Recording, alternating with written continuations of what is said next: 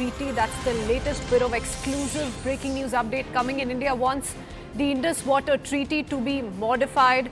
One-sided water treaty since the inception in 1960, and that's an objection being raised by India once again. Let me go across to Anand Narsimhan joining us on the phone line with more. Not the first time India's raised this kind of an objection, Anand, but tell us more about what we've managed to learn.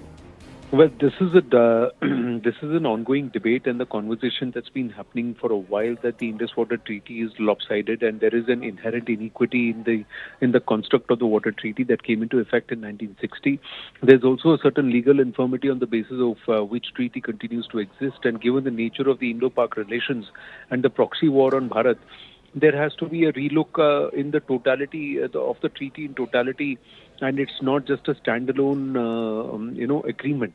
And also that there is a lack of technological capacity in Pakistan, and they are also not being able to use the water properly. So what Bharat wants to do is that this one-sided water treaty needs to be relooked at, and also Bharat wants a certain level of leeway in terms of using the water for developing clean energy. So we have a very big project on one of the Indus rivers in that region, and it's been the Kishan Ganga project has been up for a while, and it has gone through many disputes and various roadblocks that have been set there. It's an important aspect for us to get power in that entire region and to also provide the much needed electricity to the people.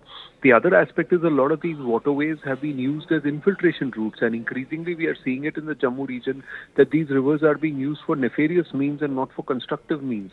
They're being used more as passageways for entry, illegal entry into Bharat, and also pushing terrorists into Bharat.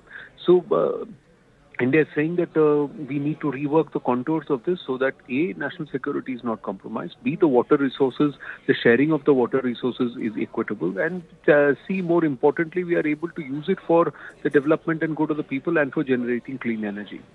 Oh yes, in the past as well, India has raised these concerns, has demanded that Pakistan come to the table to negotiate some of these amendments to the treaty. But Anand, more often than not, we've seen Pakistan not given to those demands. In fact, has also called it a diversionary tactic on part of India. How do we view the Pakistan position on this?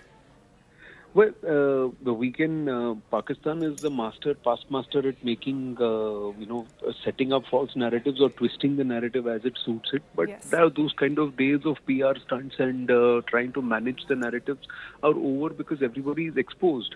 Pakistan itself as a country is exposed. They do not have the technological wherewithal to even manage the waters. So much so that the waters that are let loose as far as Bharat honoring the treaty, and the waters that enter Pakistan create such mass floods that the Pakistanis themselves don't know how to control it, and it causes more damage to the farmers also on the Pakistan side than good for them. So if Bharat is saying we'll regulate the waters better, generate clean energy and help the people in a larger sense, and also it will also help monitor these borders, this LOC and these porous regions as the waters leave Indian state and enter Pakistan, to monitor them better so that these proxy war actions are also curtailed. Okay, so once again, now, we can expect India to press for these demands. Many thanks, Anand, for joining us with that detailed perspective.